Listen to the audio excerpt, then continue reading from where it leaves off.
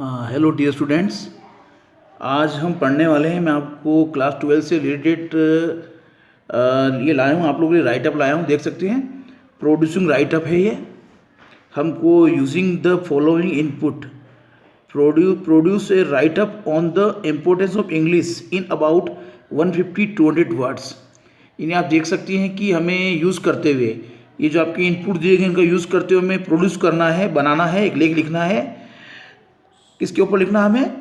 English का क्या महत्व है उसके ऊपर हमें 150-200 शब्दों में एक लेख लिखना है ना, राइटअप लिखना है।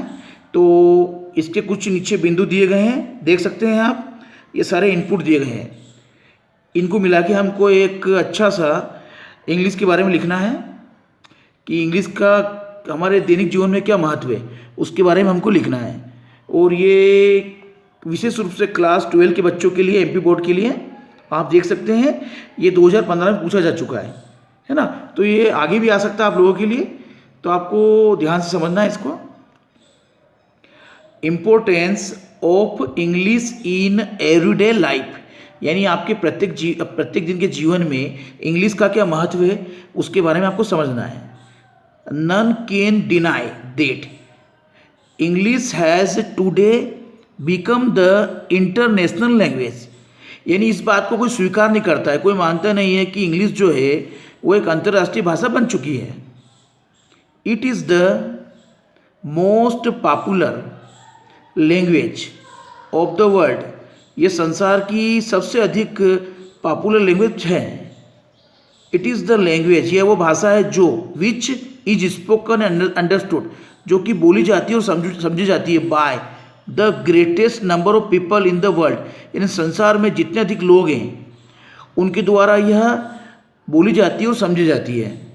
For trade and for diplomatic purpose, यानी कि व्यापार और राजनीतिक उद्देश्य के लिए भी India will have to depend on English for a long time to come, यानी भारत को भी आने वाले समय में इस इंग्लिश भाषा पर डिपेंड होना पड़ेगा।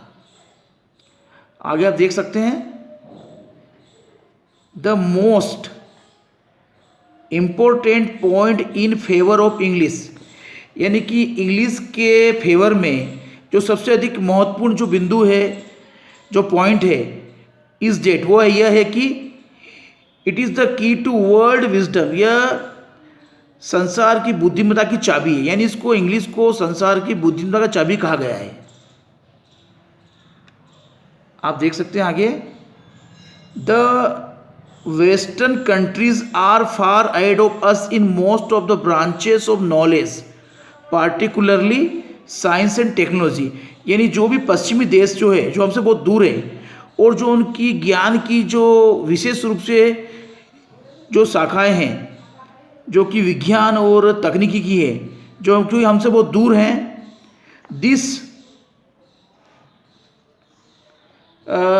This knowledge is accessible to us only through English, और ये नॉलेज जो है हम केवल प्राप्त कर सकते हैं, उपलब्ध कर सकते हैं केवल इंग्लिश माध्यम से।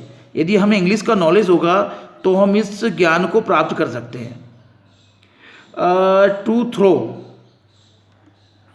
Throw away English would mean to throw out the vast treasure of knowledge, यानी कि इंग्लिश को हमें अपने आप से दूर करना है का मतलब होगा कि हम नॉलेज के बहुत बड़े ज्ञान को, खजाने को दूर कर रहे हैं।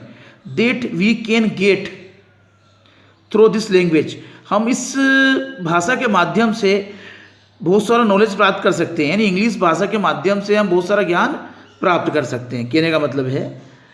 आगे है, नोइंग इंग्लिश, यानी इंग्लिश जानना जो है is also necessary for international trade and increasing our exports, यानी कि हमें इंग्लिश का ज्ञान होना बहुत ज़रूरी है। क्यों है?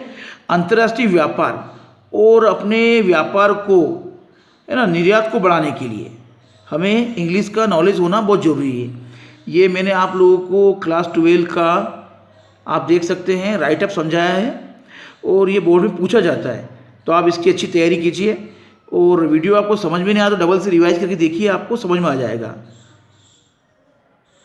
अगला जो आपका राइटअप है आप देख सकते हैं, विद द हेल्प ऑफ आप देख सकते हैं, with the help of the words given produce a write up on value of games, है ना। खेलों का क्या महत्व है, खेलों की क्या वैल्यू है, उसके बारे में आपको एक राइट अप लिखना है, लेख लिखना है। और ये आपके सभी पॉइंट दिए गए हैं इसके अंदर, देख सकते हैं सारे वर्ड्स दिए गए हैं, इनकी हेल्प से आपको लिखना है ना। और ये आपके 2016 में पूछा गया है क्लास 12 के बच्चों के लिए। आप देख सकते हैं वैल्यू ऑफ गेम्स, यानी कि खेलों का क्या महत्व है ना। Games and sports are necessary in a person's life specially, यानी कि जो गेम्स होते हैं, जो खेलकूद होते हैं, जो स्पोर्ट्स होते हैं, वो बहुत ज़रूरी है। किन के लिए? उन सभी पर्सन्स के लिए, उनकी लाइफ में, जो स्पेशली किसके लिए होते हैं? ये बच्चों के लिए, चिल्ड्रन एंड यंग पीपल, है ना, बच्चों और युवा लोगों के लिए।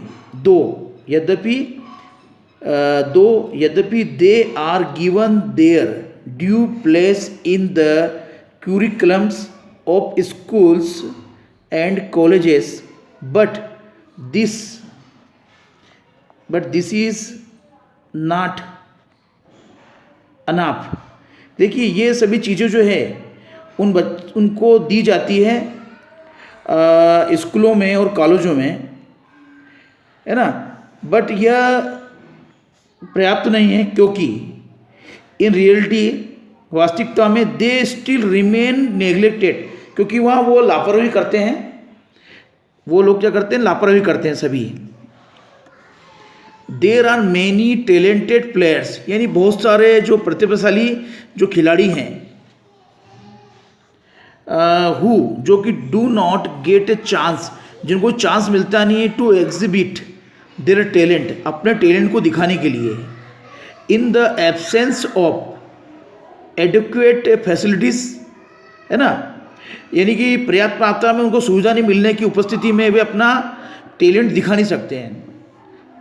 इनकरेजमेंट अपॉर्चुनिटीज, और उनको कोई प्रोत्साहित नहीं करता है ना, उनको सुअवसर नहीं मिलते हैं। Games promote discipline among all, जो खेलकूद जो होते हैं वो हमारे बीच में अनुशासन को पैदा करते हैं, या अनुशासन लाने में सहायता करते हैं। आज मैंने आपको 2 राइटअप समझाए हैं, एक importance of English in everyday life, और आपको एक दूसरा समझाया वैल्यू ऑफ गेम्स। ये दोनों ही बोर्ड में आते हैं, पूछे जाते हैं, रिपीट होते हैं, तो आप इनको देख सकते हैं, इनको लर्न कर सकते हैं आप, और इनसे तैयारी कर सकते हैं, क्योंकि 6 मार्क्स के आते हैं ये। और इसके पहले मैंने आपको डिजाइनिंग पोर्ट्रेट समझाए थे, वो 5 मार्क्स के आते हैं। तो इसी प्रकार से मैं आप लोगों के लिए अच्छी चीज़ लाते रहूँगा। आप अगर अभी तक आप लोगों ने चैनल को सब्सक्राइब नहीं किया है, तो सबसे पहले चैनल को सब्सक्राइब कर लीजिए आप, और लाइक भी कर दीजिए। और आप सब जो अपना कीमती समय दे रहे हैं देखने के लिए, उसके लिए थैंक यू वेरी मच।